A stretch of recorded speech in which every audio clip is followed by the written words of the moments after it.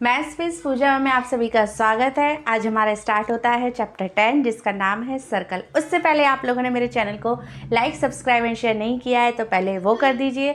इस चैप्टर में हम कंटेंट पढ़ेंगे, इस चैप्टर का कॉन्सेप्ट समझेंगे। कॉन्सेप्ट को पूरा समझने के लिए वीडियो के एंड तक आप लोग मेरे साथ बने रहना।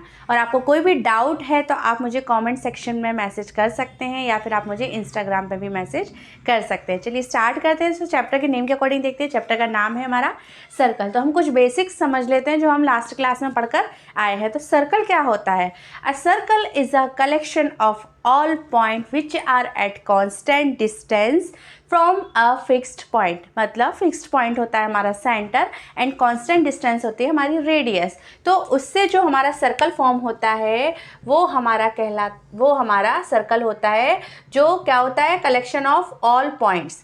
कहाँ से? एक फिक्स्ड पॉइंट। तो ये जो फिक्स्ड पॉइंट होता है ना, ये फिक्स्ड पॉइंट है, ये फिक्स्ड पॉइंट है, ये फिक्स्ड पॉइंट। तो ये फिक्स्ड पॉइंट ही मेरा क्या कहलाता है? सेंटर कहलाता है। ये फिक्स्ड पॉइंट मेरा क्या है? सेंटर। और सेंटर से सर्कल के किसी भी पॉइंट के बीच की डिस्टेंस ये मेरी कहलाती है रेडियस। ये होती है मेरी रेडियस। सर्कमफ्रेंस क्या होता है? The length of complete circle. The length of complete circle is called circumference. यहाँ से अगर हम स्टार्ट करें तो ये पूरी लेंथ का मेजरमेंट हमारा कहलाता है सर्कमफ्रेंस। ठीक है, तो सर्कमफ्रेंस हमारा होता क्या है? सर्कमफ्रेंस होता है 2πr। सर्कमफ्रेंस होती है हमारी 2πr, where pi equal to 22/7 और 3.14। ठीक है, अब कॉर्ड क्या होता है? Chord a line segment between. Line segment कौन सी? किस किस के बीच में? Any 2 point on a circle. Any 2 point on a circle. Circle के किसी भी 2 पॉइंट को जब हम ज्वाइंट करते हैं तो वो किसका फॉर्म ले लेती है? वो हमारा कॉर्ड का फॉर्म ले लेती है। अब हमने अभी कॉर्ड समझा। कॉर्ड के बाद आता है हमारा डायामीटर। डायामीटर क्या होता है? डायामीटर होता है twice of radius is diameter. जो बिगेस्ट कॉर्ड होती है इन अ सर्कल वो डायामीटर ही होती है। अब नेक्स्ट आता है हमारा आर्क। आर्क क्या होता है? Continuous piece in a circle. मतलब किसी भी सर्कल में जो कंटिन्यूस पीस हो, सपोज ये पीस है तो ये मेरा आर्क है। आर्क कितने टाइप के होते हैं? 2 टाइप के होते हैं। तो ये जो आर्क है ये कहलाएगा मेरा मेजर आर्क। ये कहलाएगा मेरा मेजर आर्क। और यहाँ से कंटिन्यूस पीस जो है सर्कल का, एक कंटिन्यूस पीस है ना, a continuous piece of a circle is called an arc. तो ये हो गया हमारा माइनर आर्क। तो आर्क हमारे 2 टाइप्स के होते हैं, मेजर एंड माइनर। जो हमें नाम से ही पता चल रहा है, मेजर मतलब बड़ी आर्क और माइनर मतलब छोटी आर्क। नेक्स्ट टर्म है हमारी सेगमेंट। सेगमेंट क्या होता है? The region between an arc and a cord. The region between any of arc मतलब कोई भी, या तो मेजर आर्क हो या माइनर आर्क हो, और कॉर्ड के बीच का रीजन। सपोज ये वाला रीजन है तो ये मेरा क्या है? सेगमेंट। अब सेगमेंट में भी मेजर और माइनर होते हैं। तो वही अगर माइनर आर्क से फॉर्म हो रहा है वो रीजन तो वो हो गया मेरा माइनर सेगमेंट। वो हो गया मेरा माइनर सेगमेंट। और ये वाला जो एरिया है ये मेरा हो गया मेजर सेगमेंट। अब नेक्स्ट आती है हमारी सेक्टर। सेक्टर क्या होती है? सेक्टर किसी भी सर्कल में the region between an arc and 2 radii and joining to the end of on a circle। तो ये मैंने ले लिया AOB। तो ये जो रीजन बन रहा है ना, ये रीजन किसका? आर्क के बीच में और 2 रेडियाई के बीच में जो जॉइंट है। ठीक है, तो ये पूरा एरिया मेरा क्या बोलते हैं? इसको हम बोलते हैं सेक्टर। अब सेक्टर और सेगमेंट में डिफरेंस समझ में आ गया। सेगमेंट जो होता है वो कॉर्ड और आर्क के बीच में जो रीजन होता है वो सेगमेंट होता है, और 2 रेडियाई और आर्क के बीच में जो रीजन होता है वो हमारा सेक्टर होता है। अब इसमें भी माइनर और मेजर सेक्टर होते हैं। सेम माइनर आर्क से फॉर्म हो रहा है तो माइनर सेक्टर हो जाएगा, ये माइनर सेक्टर है। फिर ये वाला जो रीजन है, ये रीजन कौन सा होगा मेरा? Major sector. अब ये हमने अभी तक मेजर सेक्टर, ये हमने अभी तक सर्कल के से बेसिक टर्म समझ लिए। अब हमारे इस चैप्टर का जो फर्स्ट टॉपिक है हम वो समझते हैं।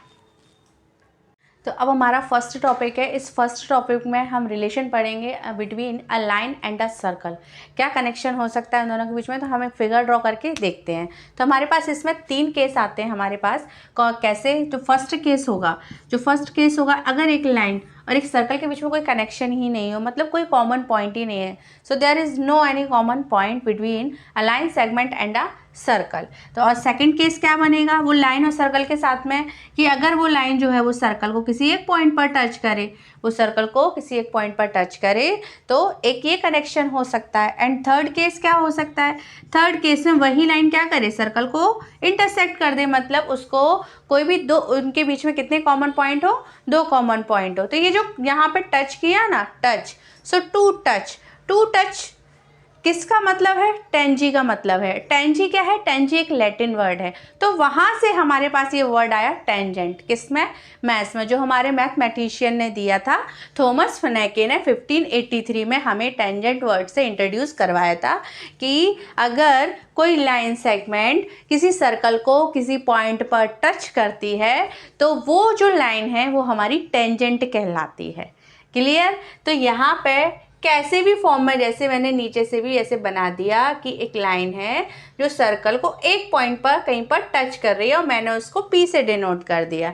तो ये जो पॉइंट है ना, ये पॉइंट मेरा क्या कहलाएगा, पॉइंट ऑफ कांटेक्ट, और कांटेक्ट। ठीक है, तो ये पॉइंट जो है मेरा, ये कॉमन पॉइंट है, और ये लाइन क्या है, ये हमारी टेंजेंट कहलाती है। ये क्या है, टेंजेंट है। तो टेंजेंट कोई फिक्स लाइन सेगमेंट नहीं है। ठीक है, तो यहाँ पे अगर हम जाने की लेंथ ऑफ टेंजेंट कैसे फाइंड करेंगे हम, तो लेंथ ऑफ टेंजेंट मेजरमेंट कहाँ से होगा, ये जो पॉइंट ऑफ कांटेक्ट है यहाँ से लेके वहाँ तक, जहाँ तक हमें एक गिवन पॉइंट होगा। तो सपोज मुझे एक पॉइंट गिवन है यहाँ पे A, ठीक है, तो यहाँ पे लेंथ ऑफ टेंजेंट क्या होगी, लेंथ ऑफ टेंजेंट मेरी होगी जो पॉइंट ऑफ कांटेक्ट होगा और गिवन पॉइंट के बीच की डिस्टेंस मेरी होगी लेंथ ऑफ टेंजेंट। तो लेंथ ऑफ टेंजेंट होगी मेरी PA। ठीक है, ऐसे क्वेश्चंस भी आते हैं सॉल्व करने के लिए, लेंथ ऑफ टेंजेंट आपको गिवन हो या फाइंड करना हो। सो ये हमारा फर्स्ट टॉपिक है, टेंजेंट टू अ सर्कल। तो इसकी एक डेफिनेशन पढ़ लेते हैं। A tangent to a circle is a line that intersect और touch the circle at any one point, मतलब कोई भी एक पॉइंट पर जब वो टच करती है लाइन सेगमेंट, तो वो लाइन हमारी किस में चेंज हो जाती है, टेंजेंट में चेंज हो जाती है। अब यहाँ पे हमारी प्रॉपर्टी है हम टेंजेंट की, हम वो करते हैं। थ्योरम फर्स्ट करते हैं हम इस चैप्टर की, जो प्रॉपर्टी ऑफ टेंजेंट भी है। पहले स्टेटमेंट समझते हो। इस स्टेटमेंट के according the tangent at any point of a circle, मतलब यहाँ पे हमें टेंजेंट गिवन है और सर्कल गिवन है। So is perpendicular to the radius, radius से परपेंडिकुलर जाएगा किस पर, टेंजेंट पर, through the point of a contact. ठीक है, तो पॉइंट ऑफ कॉन्टैक्ट हमें पता होना चाहिए, टेंजेंट पता होना चाहिए। क्या होता है, टेंजेंट वो लाइन होती है जो सर्कल को एक पॉइंट पर टच करती है, और वही पॉइंट हमारा कहलाता है पॉइंट ऑफ कॉन्टैक्ट। तो ये मैंने O ले लिया, ये मेरा सेंटर है। एक मैं यहाँ पे कंस्ट्रक्शन से एक पॉइंट Q लूँगी और O और P को मैंने ज्वाइंट कर दिया। तो यहाँ पे मुझे OP को परपेंडिकुलर बताना है AB के। ये AB क्या है, मेरी टेंजेंट है। तो हम स्टार्ट करते हैं फटाफट से। फर्स्ट स्टेप होती है हमारी गिवन दैट। तो गिवन में क्या आता है हमारा, क्या आता है, सर्कल आता है, सेंटर आता है और टेंजेंट आती है। तो क्या होगा, AB is tangent touch on, या फिर पॉइंट ऑफ कांटेक्ट भी लिख सकते हो, touch on point P to a circle with centre O। ये सब कुछ हमारा किस में आ गया, गिवन दैट में। अब सेकेंड स्टेप क्या होती है हमारी, to prove that. Most important होता है, सब कुछ भी लिखना, इनको छोड़ा नहीं करो एग्जाम में, इनके नंबर कटते हैं। और टू प्रूव दैट में आएगा हमारा OP परपेंडिकुलर AB, मतलब ये सेंटर से जो लाइन ड्रॉ हो रही है किस पर, टेंजेंट पर, ये क्या होती है, परपेंडिकुलर होती है। ये हमें प्रूफ करना है। तो OP परपेंडिकुलर टू AB हमें प्रूफ करना है। थर्ड स्टेप आएगी हमारी कंस्ट्रक्शन।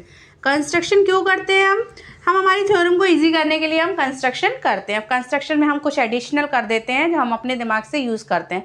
तो यहाँ पर मैंने एक पॉइंट क्यू ले लिया। अब यहाँ पे एक क्वेश्चन आता है कि मैम क्यू को आपने एक्सटीरियर पॉइंट ही क्यों लिया, सर्कल का एक्सटीरियर पॉइंट क्यों लिया? आप सर्कल के अंदर भी ले सकते हो। देखो टेंजेंट जो होता है वो एक ही पॉइंट पर टच करती है। अगर किसी सर्कल को कोई लाइन 2 पॉइंट पर टच कर रही है तो वो टेंजेंट नहीं है, उसको बोला जाता है सीकेंट। वो टेंजेंट नहीं होती है। टेंजेंट का मैंने बताया टच, उसका मीनिंग ही टच होता है, ठीक है। तो ये मेरी सीकेंट है, लेकिन यहाँ हमें थ्योरम में गिवन ही टेंजेंट है, तो इसीलिए मेरा पॉइंट कहाँ जाएगा?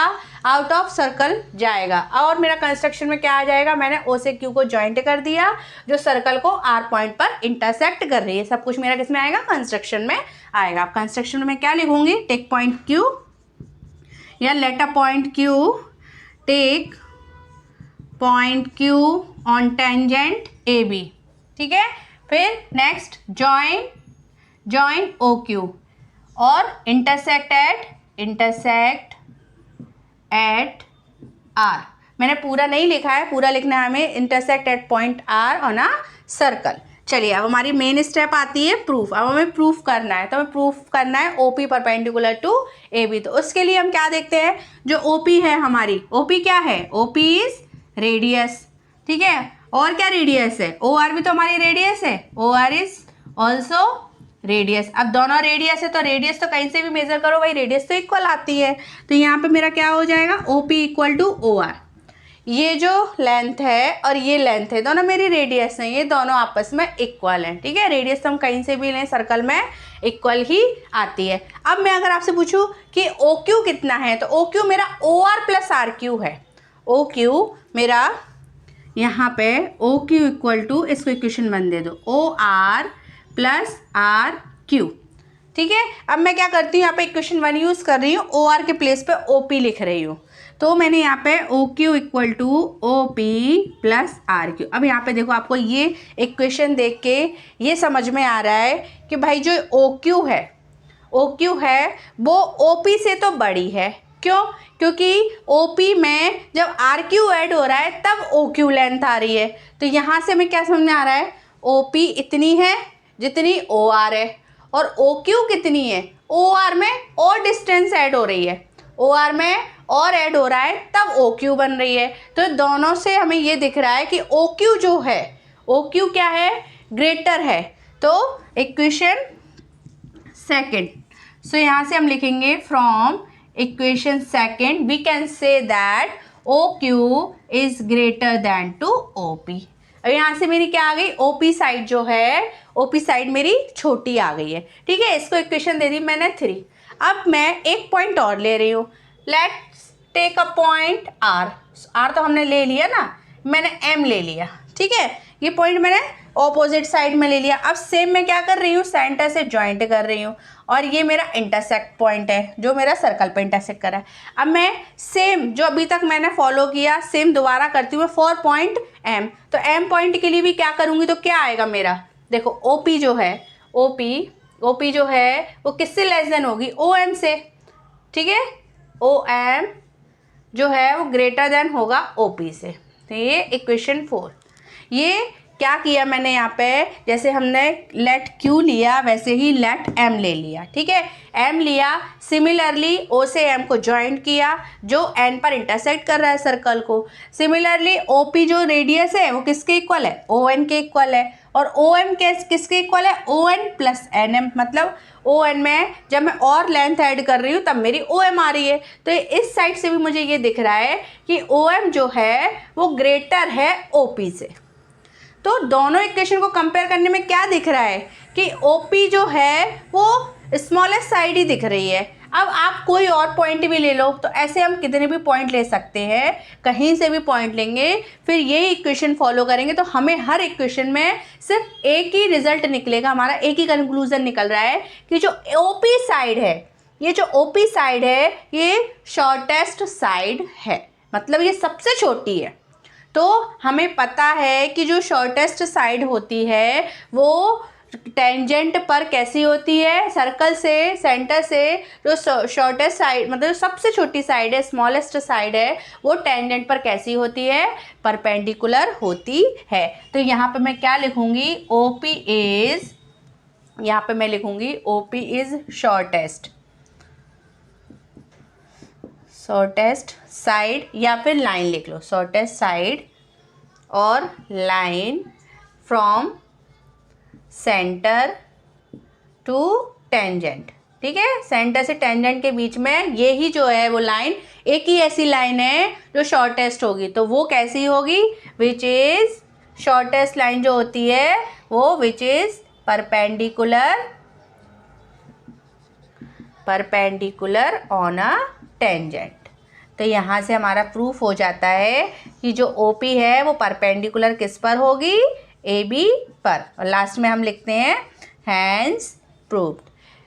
इजी है थ्योरम, ठीक है।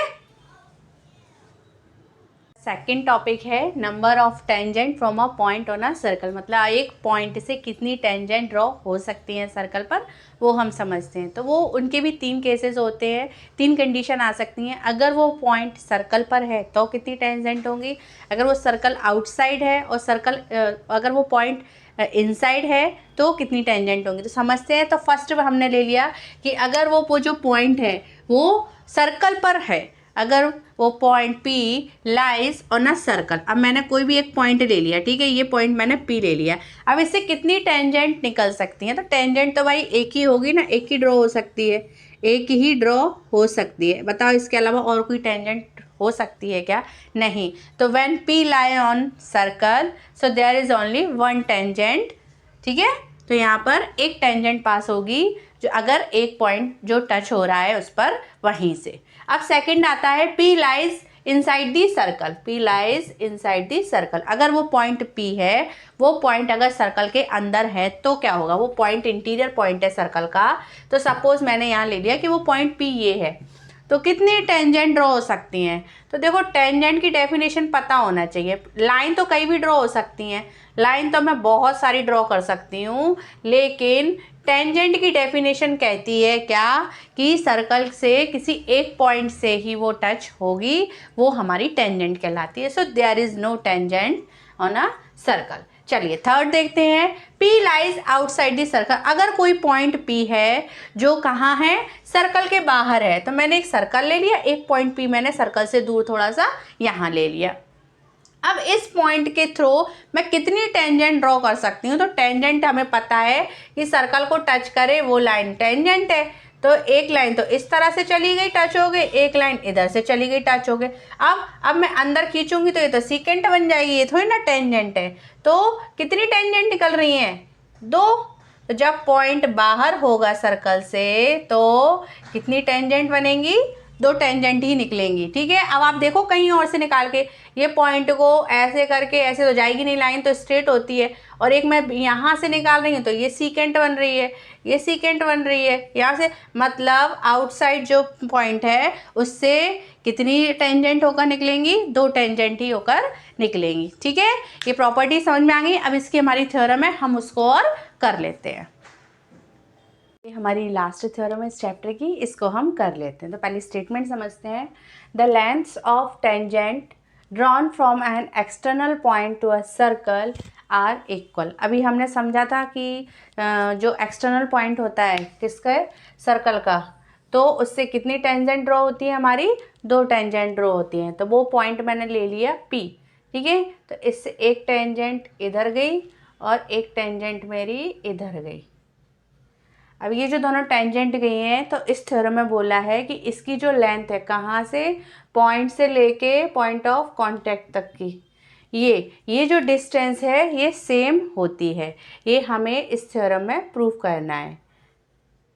ये हमारा सेंटर है O से हमने A एंड B पॉइंट को ज्वाइन कर दिया और O से हमने P को भी ज्वाइंट कर दिया। अब इससे पहले वाली थ्योरम में हम पढ़ के आए हैं क्या, कि सेंटर से टेंजेंट पर जो लाइन ड्रॉ होती है वो कैसी होती है, परपेंडिकुलर होती है। बस उसका हम यूज़ इस थ्योरम में करेंगे।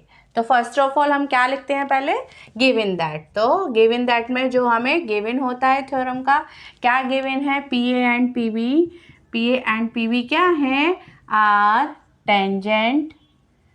Tangent of circle with centre O, ये हमारा किस में आ गया, ये पॉइंट हमारे गिवन में आ गए। Now second, to prove that. अब क्या प्रूव करना है, प्रूव करना है मुझे P A equal P B, P A equal to P B. ठीक है, अब हमारा नेक्स्ट आता है कंस्ट्रक्शन। कंस्ट्रक्शन में क्या किया है मैंने, कंस्ट्रक्शन में किया है मैंने जॉइन ओ पी ओ ए और ओ बी। ठीक है, ओ ए ओ बी ना लिखें तो भी चलेगा क्योंकि वो हमारी रेडियस है, ओ पी है मेन, तो हमारा कंस्ट्रक्शन में कि हमने उसको जॉइंट किया है ना। हमारा मेन स्टेप आता है प्रूफ। अब हमें प्रूफ करना है कि P A equal P B. तो देखिए इसमें दो ट्राइंगल बन रहे हैं, P O A and P O B. ये दोनों ट्राइंगल को अगर मैं कॉन्ग्रुएंट प्रूफ कर दूंगी तो by C P C T हमारा P A equal P B आ जाएगा। अब ये देखो ये कॉन्ग्रुएंट प्रूफ हो रहे हैं क्या, मतलब कोई कॉन्ग्रुएंसी रूल हमारा लग रहा है क्या, तो लग रहा है। क्यों, क्योंकि एक तो हमारा ये 90 डिग्री है, ये भी 90 डिग्री है, तो ये दोनों राइट एंगल हो गए। ठीक है, और हमारी जो ओ पी साइड है, इस ट्राइंगल की भी साइड है, इस ट्राइंगल की भी साइड है, तो ये हो गई हमारी कॉमन साइड। और ओ ए और ओ बी ये हमारी क्या है, रेडियस है। तो मैंने यहाँ पे ट्राइंगल ले लिया P O A and triangle P O B, दोनों ट्राइंगल को ले लिया मैंने। अब मैं यहाँ पे क्या बताऊंगी, जो मेरे एंगल हैं, कौन से angle, P A O equal किसके है, पी बी ओ के।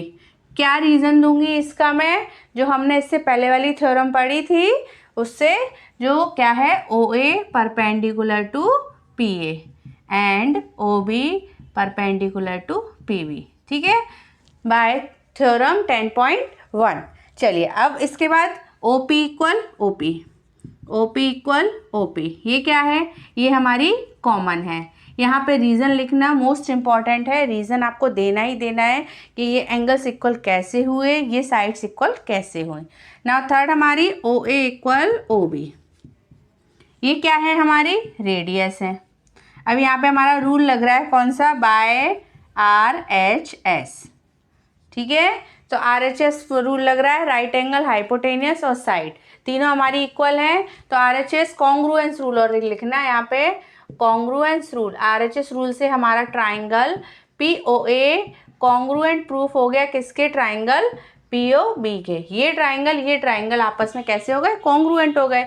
अब हम आगे क्या लिखेंगे, by C P C T. C P C T से हम क्या कहेंगे कि जो करस्पॉन्ड साइड से दोनों ट्राइंगल की वो आपस में कैसी होंगी, इक्वल होंगी। और यही हमें क्या करना था, प्रूफ करना था। तो यहाँ पे हो गया हमारा हैंस प्रूव्ड। यहीं पे हमारा चैप्टर का एंड होता है। चैप्टर का कॉन्सेप्ट आपको बहुत अच्छे से क्लियर हो गया होगा। और मेरी वीडियो को आपने अभी तक लाइक नहीं किया है तो लाइक कर दीजिए, और सब्सक्राइब भी नहीं किया है तो सब्सक्राइब कर दीजिए। चलिए मिलते हैं हम नेक्स्ट वीडियो में।